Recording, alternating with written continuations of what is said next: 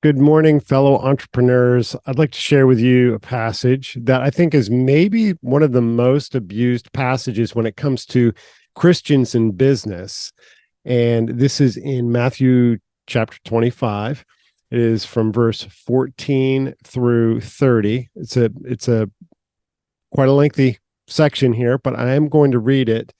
Matthew 25 from 14 to 30. This is the parable of the talents. And if you're familiar with this passage, you might already know kind of where I'm going with this. But this is a passage where many business people claim this passage when it comes to starting a business, building a business, investing, and all of that. And that is totally taking this parable out of context, and we'll see why here in a minute. But let's look at this passage, the parable of the talents. For it will be like a man going on a journey, who called his servants and entrusted them his property. To one he gave 5 talents. I'm reading from ESV, by the way.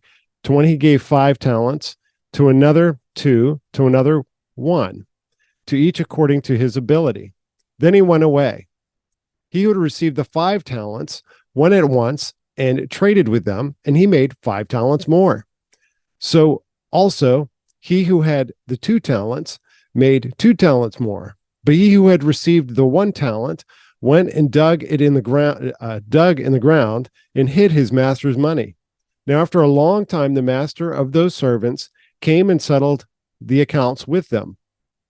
And he who had received the 5 talents came forward, bringing 5 talents more, saying, Master, you delivered me 5 talents. Here, I have made 5 talents more. His master said to him, Well done, good and faithful servant. You have been faithful over little. I will set you over much. Enter into the joy of your master. And he also, who had the 2 talents, came forward, saying, Master, you delivered to me 2 talents. Here, I have made 2 talents more. His master said to him, Well done, good and faithful servant. You have been faithful over a little. I will set you over much. Enter into the joy of your master. He also, who had received the 1 talent, came forward, saying, Master, I know that you are a hard man, reaping where you do not sow, and gathering where you scattered no seed. So I was afraid, and I went and hid your talent in the ground. Here, have what is yours. But his master answered him, You wicked and slothful servant, you knew that I reap where I have not sown and gathered where I scattered no seed. Then you ought to have invested my money with the bankers, and at my coming, I should have received what was my own with interest. So take the talent from him and give it to the one who has 10 talents, the one who had 5 and earned 5 more, right? For to everyone who has, more will be given to him and he will have an abundance. More will be given, and he will have an abundance. But from the one who has not, even what he has shall be taken away. And cast a worthless servant into outer darkness. In that place there will be weeping and gnashing of teeth. It's very easy to come to a conclusion that this is a passage about business. It's a passage about investing, because a talent was a container of a certain typically it was a container, could have been a gold, a silver talent, whatever. It was something that represented a lot of money. Sometimes people misinterpret this to be talents, like our abilities, our skills and abilities, but really talent, and we can interpret it that way as well. There is some application in that. I'm not saying that, but to get to the heart of the matter and get back to the intention of Christ's words, we have to shed off some things here. So when we come at this from a perspective of business, we are destroying really the true intention of the passage. Because listen to this. At the very beginning, he says, for it will be like.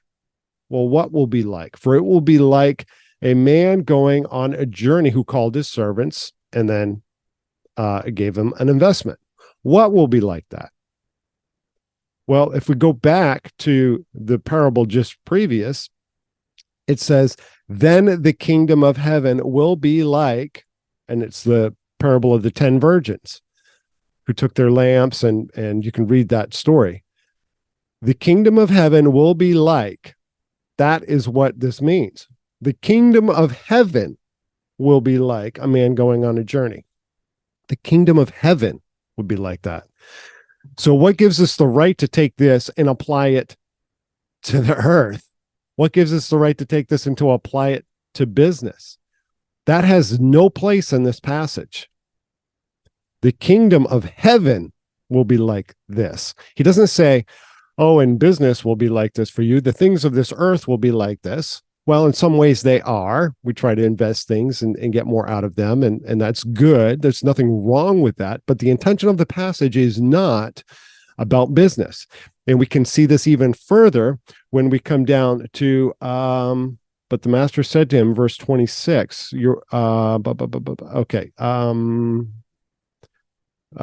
received the one talent, came forward. This is in verse 24, saying, Master, I know you to be a hard man, reaping where you did not sow and gathering where you scattered no seed.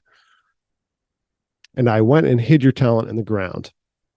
Well, seed and sowing, what do we sow? Well, if we look earlier in Matthew, and I don't have it right here, it's in the Sermon on the Mount, or actually, no, it might be in the parable of the sower.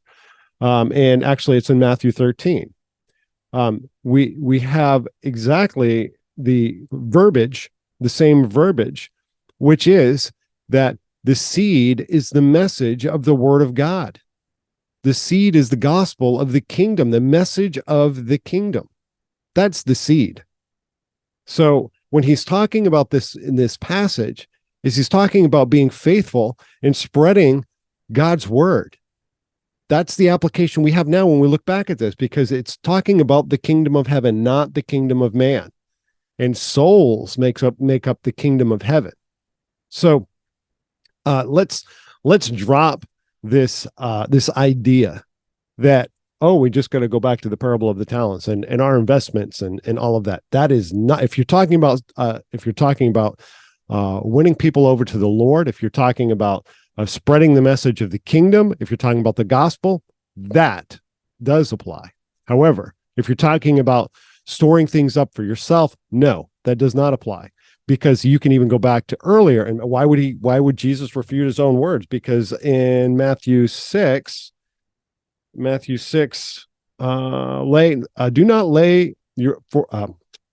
not lay up for yourselves treasures on earth, where moth and rust destroy and where thieves break in and steal. Well, could somebody steal gold talent, the silver talents? Absolutely. But lay up for yourselves treasures in heaven. This is a different kind of investment. This is the kingdom investment.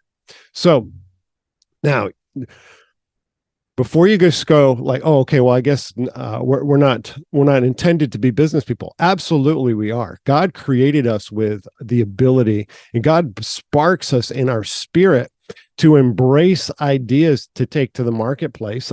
He absolutely does that, and to be disobedient to what he is sparking in you is also sin. I do believe that. Like if he is kind of put this spark in you, you just keep ignoring it. Well, that's God telling me this thing over here that I'm really excited about, but no, I got to do this humdrum stuff that I just have to do. That's not the right attitude either, right? So we have to embrace what the Lord is putting in our heart. We have to embrace what he has inspired us to do, and go out and do it. So let's put away this idea of this misuse of the parable of the talents. It's just not a proper scriptural application.